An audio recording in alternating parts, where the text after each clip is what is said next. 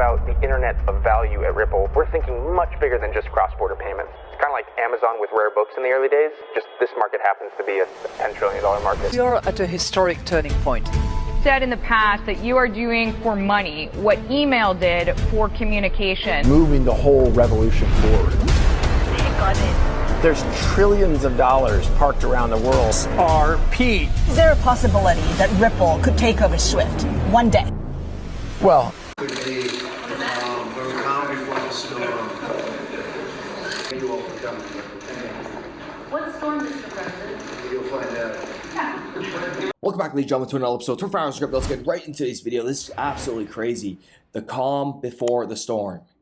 We have mainstream media, Fox News, talking about how the US dollar may not be the dominant currency of the world. And we're going to get into some BIS documents that were just released that are going to completely shock you. Ripple and its digital XRP is setting up to be the utility token for the new world economy, as the leaders are trying to create a level playing field and move away from the US dollar. Let's get into this video with Fox News and also Ben Swan back in 2019. We're going to tie it all together, and we're going to get into some BIS documents that are going to completely shock you folks. Take a listen. Brazil, China, Russia, India, South Africa. These are nations that look at themselves as being vitally important on the world stage and yet are completely dependent on the US dollar, and therefore the carrot and stick analogy applies here. We give you a carrot if you're good, says the US, or we give you the stick if you're bad, in the form of sanctions, right? And so these countries have decided we're not going to be subjected to sanctions anytime the West, or specifically the United States, wants to punish us. And the only way to do that is to break their dependency on the global system and the dollar as the world's reserve currency.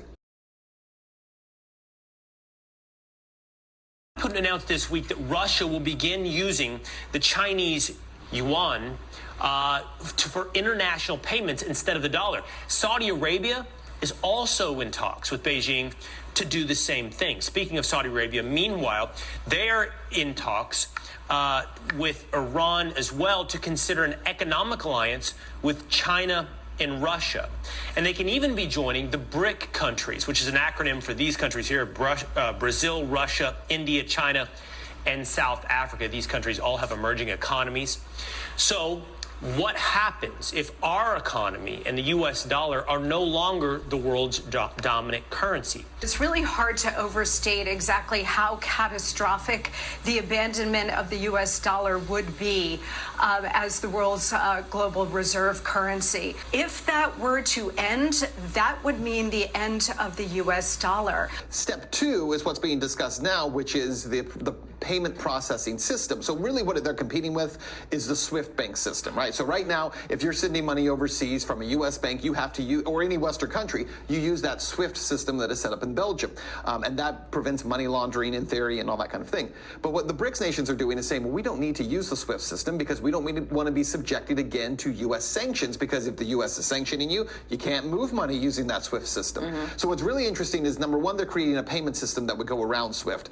But how do you do that when you have 5 major countries that all have their own currencies? And one of the ways they're doing that is by using possibly cryptocurrency to do that. That would translate their currencies into a single cryptocurrency that is then used through the system and then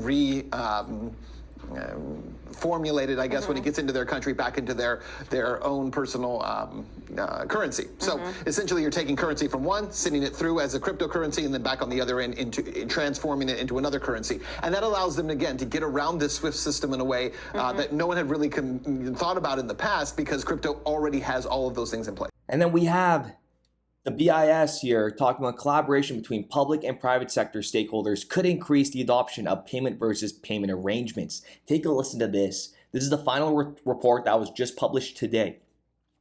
This report explores how private and public sector stakeholders can foster broader adoption of payment versus payment to reduce foreign exchange settlement risk and improve cross-border payments. Private sector entities can align notional operating hours and process, explore potential changes to conventions for an international value date, and promote integration and interoperability between legacy and emerging systems. Central banks and other public authorities could play a role in assessing any operational and regulatory barriers and sharpening regulatory incentives to market participants to settle FX trades using PVP. And the FX market, folks, it is big. It is big. The FX market is the largest financial market in the world and has grown massively in recent decades from a daily turnover of 1.2 trillion in 2001, that is daily, to 7.5 trillion in 2022. The US dollar remains the dominant currency, being on the side of 88% of all trades. And you guys just heard Fox News and Ben Swan. You know, we need a level playing field, you guys know. Used as a sort of universal bridge. And blockchains are what provide that level playing field so that... And the liquidity in digital assets could be applied to actually make that much more democratized. A level playing field. The bank is leveling the playing field between old and new. Most efficient, fair, and global way as possible, and that implies clearly a level playing field. Been losing hundreds of billions of dollars with the European Union, and we just want it to be a level playing field. Making U.S. companies competitive. We need to create a level playing field. Exactly the issue we need to address with what you call level playing field. Whatever we do, we create a level playing field. But there also has to be a level playing field. And the BIS Innovation Hub here talking about 88% of all trades are done on USD. That's huge, folks. That would be a very bad scene when it happens, okay? And take a listen to this part. A lack of integration and interoperability between different payment systems for FX settlements can present a technical barrier to broader adoption of PVP. FX settlement is subject to network effects and economies of scale, especially when it includes netting mechanisms that offset obligations between parties to reduce liquidity usage. Liquidity efficiency increases quickly with the number of transactions and participants in the netting set. The FX market alone, okay, to date is about 8 trillion on a daily basis, folks. 8 trillion on a daily basis. And then we have also the BIS that dropped this on March 23rd about Project Nexus. We're going to tie this into a lack of integration and interoperability. Okay, take a listen to what they said here. One of the most challenging frictions in instant cross-border payments is sanctions screening. And if you guys know, when we go on the Ripple website right here under legal compliance, Ripple offers seamless integration with your bank's existing systems and process, such as anti-money laundering controls, fraud detection, sanction screening, and regulatory reporting. We have everything they need. It's just about how it's going to get rolled out because everybody's a part of this. Okay, I know it sounds crazy, but they're all involved in this. This is the next backbone of the financial infrastructure. Not just Ripple and its digital asset XRP. There's going to be other players involved, but this is going to be by far the biggest. And we have BRICS Nation, right? India's involved in that. I'm just going to show you guys just a couple things here. This is from 2019, Federal Bank of India.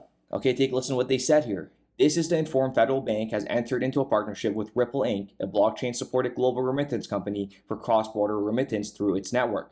Powered by a blockchain-enabled solution, the Ripple platform ensures cross-border transactions much safer and secure. And we know Bangladesh, Malaysia, mobile wallets use RippleNet for payments. This is just to show it's not just, we have Singapore, we have Malaysia here. They're not going to go through Project Nexus. These are all proof of concepts, okay? At the end of the day, you got to watch who's are all involved. There's a lot of direct partnerships and indirect partnerships. And then this is Bcash through Thailand and Malaysia. And we have Ripple to buy 40% stake in Malaysian payment firm Trilango. Why are they doing such things, right? With that being said, ladies and gentlemen, I do appreciate every single one of you guys. Let me know what you guys think in the comments down below. We got the full package here. Patience is going to pay off very handsomely, and we'll be back with another episode. We started building RippleNet with the thesis that crypto liquidity would eventually be able to support robust global payments, large payments. RippleNet was designed so that customers seeing the benefits of our fiat-based network could flip the switch to ODL once the market was mature enough. And this is exactly what's happening. flip the switch.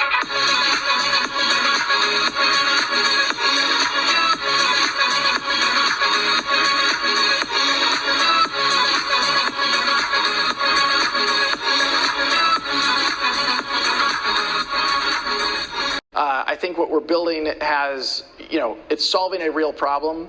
And I think all of the tokens, my advice to anybody would be, understand the utility. If there's real utility and there's real value being delivered to a real customer, there will be value in the token.